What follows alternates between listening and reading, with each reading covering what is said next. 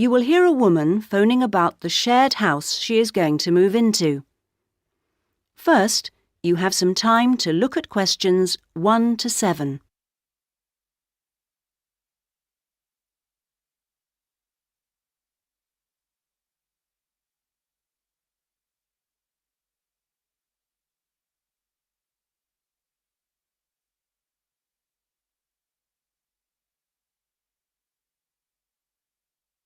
You should answer the questions as you listen, because you will not hear the recording a second time. Listen carefully to the first part of the conversation and answer questions 1 to 7. Hello? Hello, this is Hilary. I'm calling about the house. I'm moving in next week. Oh, yes, Hilary. This is Judith. I met you when you came to look at the house. Yes, I just had a few more questions I wanted to ask. Of course. Well, first, about the rent. I realise I didn't check what it included. Yes, that's important. It includes most things. We don't have to pay extra for heating, for example, just for the telephone, which is fair enough, I suppose. Local taxes are part of the rent, so that's not a worry. That's fine. Then I remember I should have sent my letter of reference to the landlord by now, but I haven't got his address. Yes, you should get that off right away. Address it to Mr. Crawley. He's at 14 King Street. Is that in Exford? Yes. And then you'll need to put the postcode, of course. It's AP12 7QT. Got that, thanks. I also realise I don't know exactly what the house has in the way of equipment. Is there a microwave, for example? There isn't. None of us feels the need. Oh, fine. I'm sure I can do without one too. What about a hairdryer? Maybe you should bring one, if you need one. I'll buy one, yes. And TV? Oh, yes. We've got 2, in fact. Was there anything else? I just wondered if there were any rules. Not really. We share the cleaning, things like that. We do have to be careful about loud music. Yes. So we've agreed that there shouldn't be any loud music after 9, and that we don't play music at all in the living room after 10. Up to 11 in your own room's okay, as long as it's not too noisy. That sounds good. And is there somewhere safe I can keep my bike? That's difficult. To be honest, lots do get stolen round here. We haven't got a garage, so we tend to park ours in the garden so that they're hidden from the street. OK. Now, I hope you like cooking. Yes, I do. Do you all have shared meals? Not very often, actually. But when the weather's good in the summer, we like to have a barbecue together, which we do each Wednesday. We tend to go out at weekends. Sounds fun. Before you hear the rest of the conversation, you have some time to look at questions 8 to 10.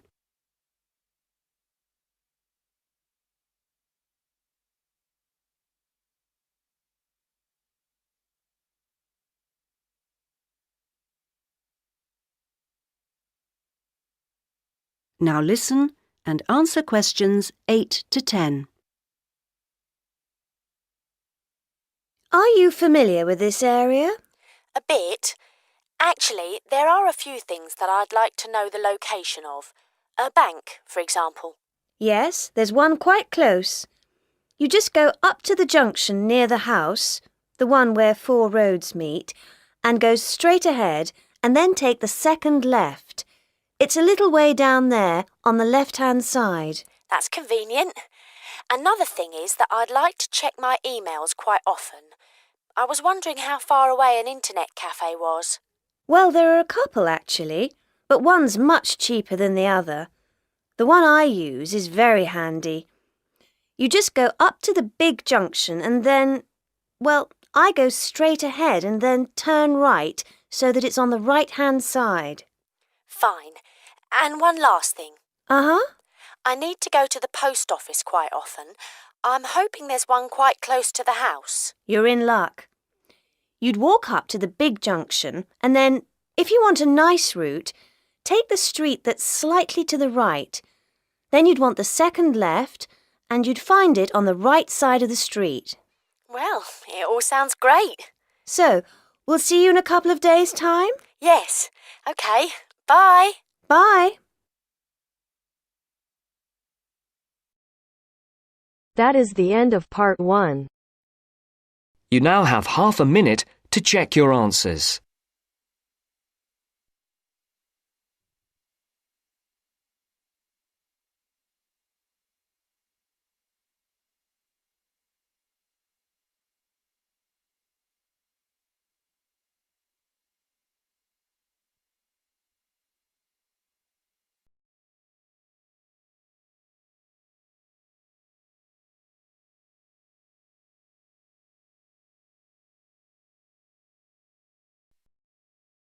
Now turns to part 2. Part 2. You will hear a recorded message giving information about an area where tourists can visit to taste local food. First, you will have some time to look at questions 11 to 13.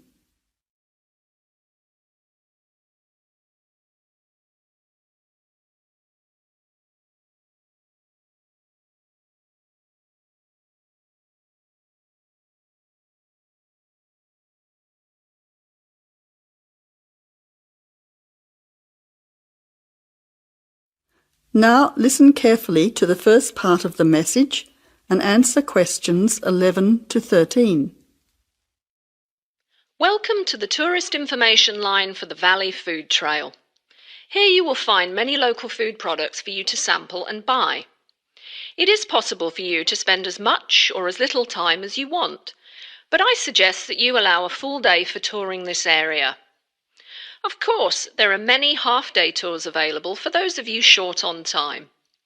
Now, it's quite a large area and stretches from Brookville to Ford Hill. For those of you unfamiliar with the area, that means that it is 10 kilometres to 35 kilometres from the city centre, or by car 15 minutes to the closest point, continuing to 55 minutes at its furthest point from the CBD. Of course, apart from food, there are many other places of interest in this area, including cafes and restaurants and galleries and studios. But I wouldn't recommend you go here to see parks and gardens. The other information lines will give you specific information related to these particular attractions. Before the final part of the message, you now have 20 seconds to look at questions 14 to 20.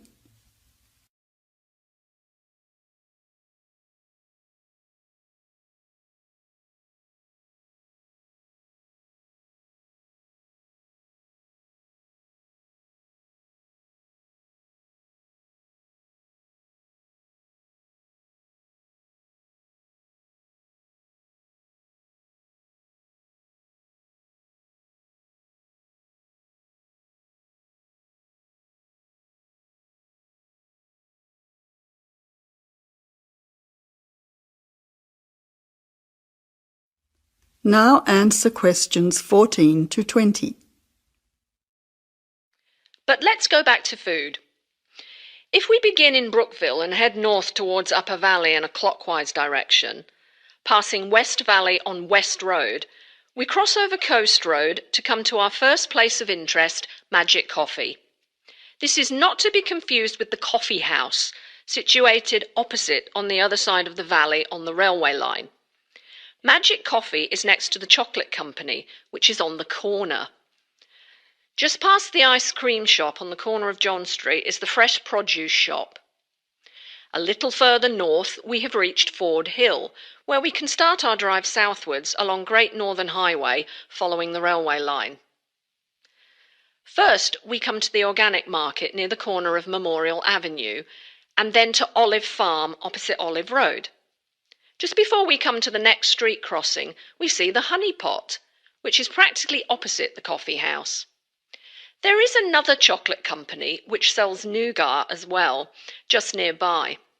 Following the railway line along Great Northern Highway, we return back to Brookville. Now, as I have said previously, if you only have a few hours to spare, there are several places that you shouldn't miss. The two chocolate places make equally nice chocolate, but the factory has the added bonus of nougat, unlike the company. Of course, everyone loves ice cream, especially unusual flavours such as coffee and nougat, so the ice creamery is definitely worth a visit.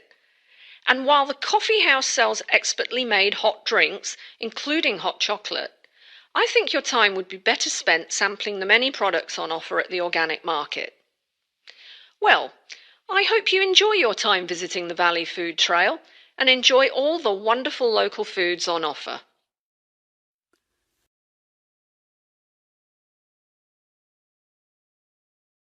That is the end of part 2. You now have half a minute to check your answers.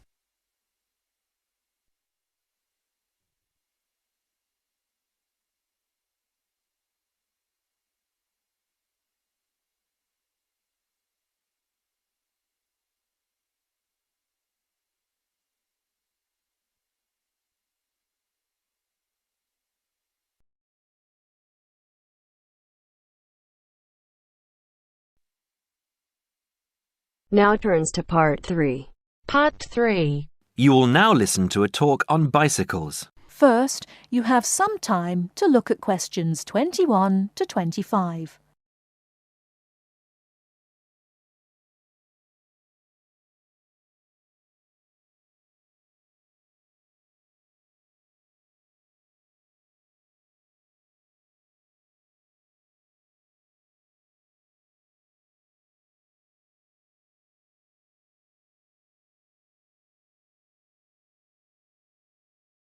Now listen carefully and answer questions 21 to 25.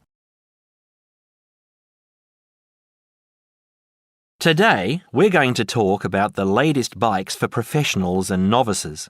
There's something to suit everyone from price to function. The Atlantis is a touring frame. It's also perfect for commuting and trail riding, and anything short of super fast road riding. The tubes are stout, to take touring loads and trail abuses. The tyre clearances are majestic, so you can fit tyres up to 2.35 inches. It's designed for cantilevers or V-brakes.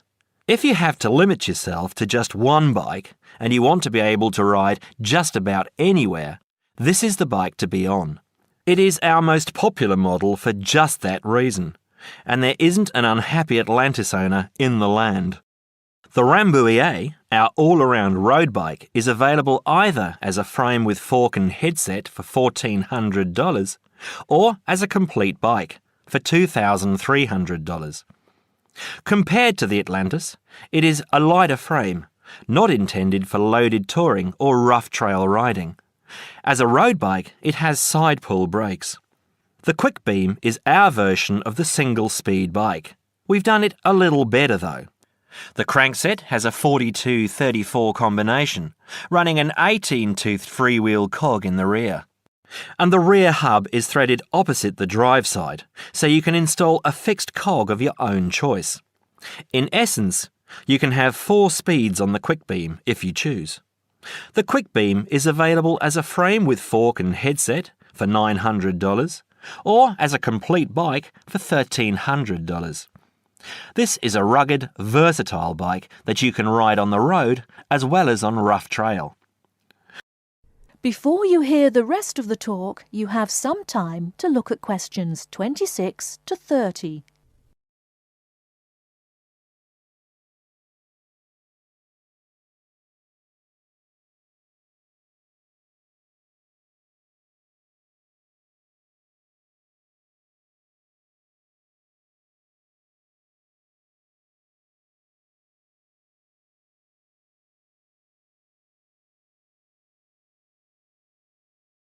Now listen and answer questions 26 to 30.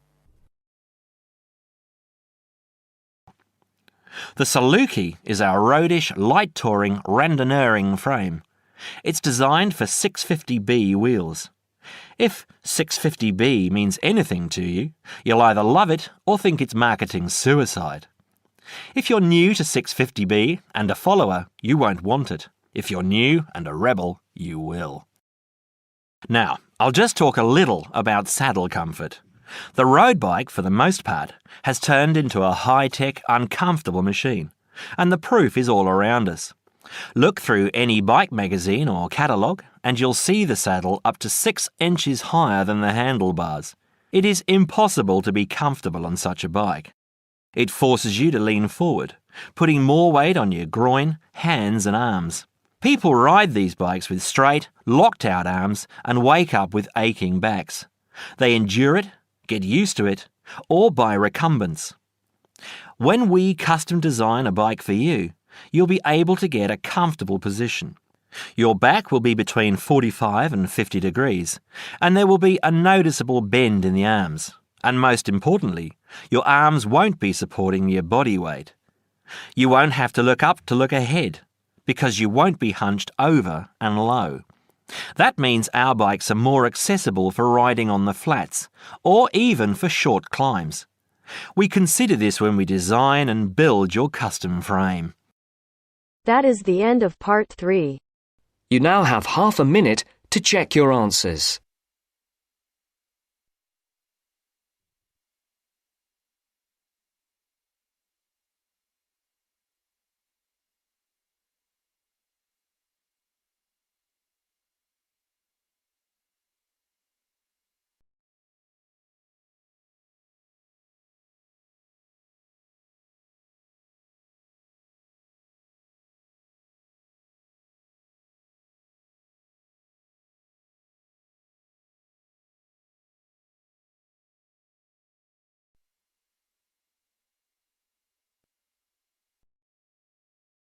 Now turns to part 4.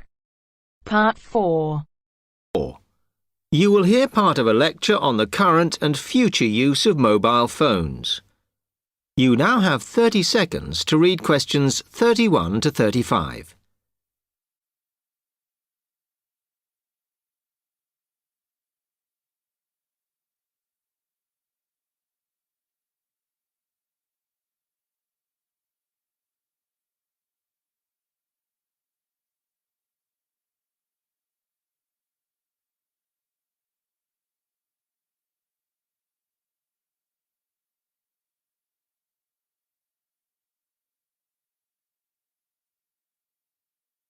Okay, now today we're looking at changes in communication, and specifically changes that have just happened or are likely to happen in the next few years.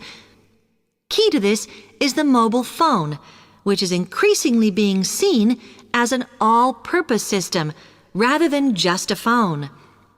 If you only use your phone for texting and making calls now, you will be amazed at how you'll be using it in the future. The technology has been developed for a range of other uses. For example, phones could be used so that if you are meeting someone and they get lost, you could send them a map of your location to help them. This will save all those complicated explanations over the phone and our poor friends or colleagues trying to drive and find out where they are at the same time.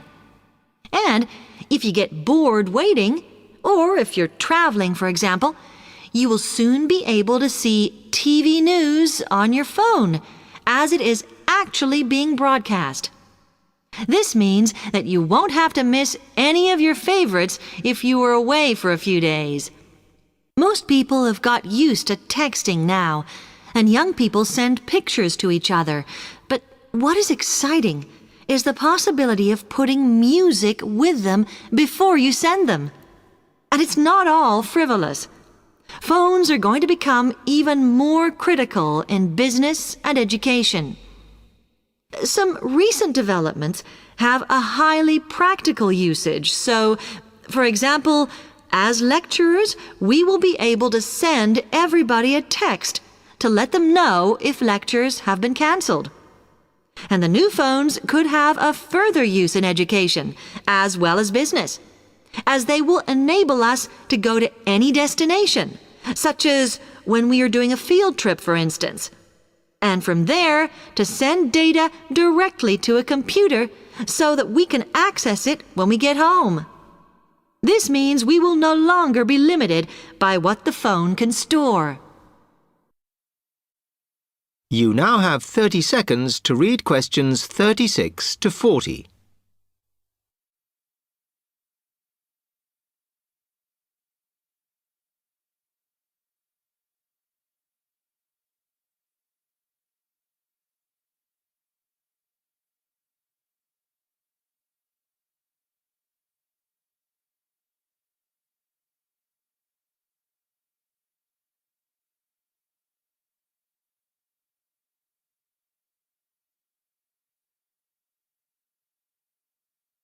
And it's interesting to look at the different ways that men and women use phones now, as that does affect how the technology will develop.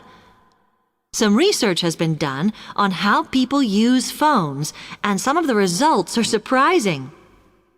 One of the increasing usages of mobile phones is to get all sorts of data, such as phone numbers, the weather, train times, etc.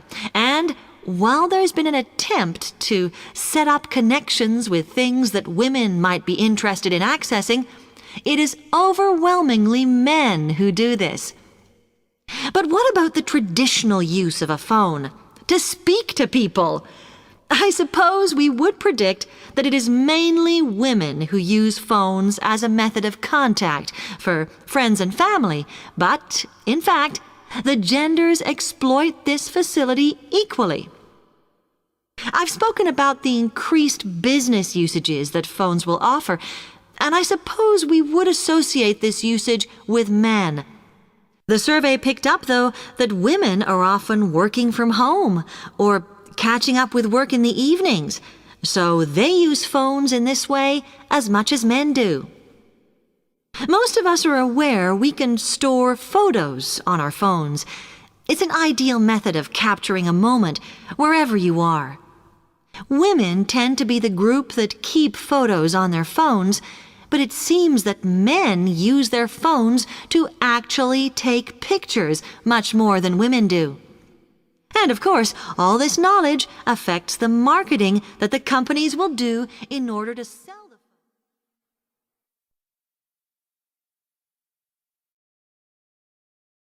That is the end of part 4.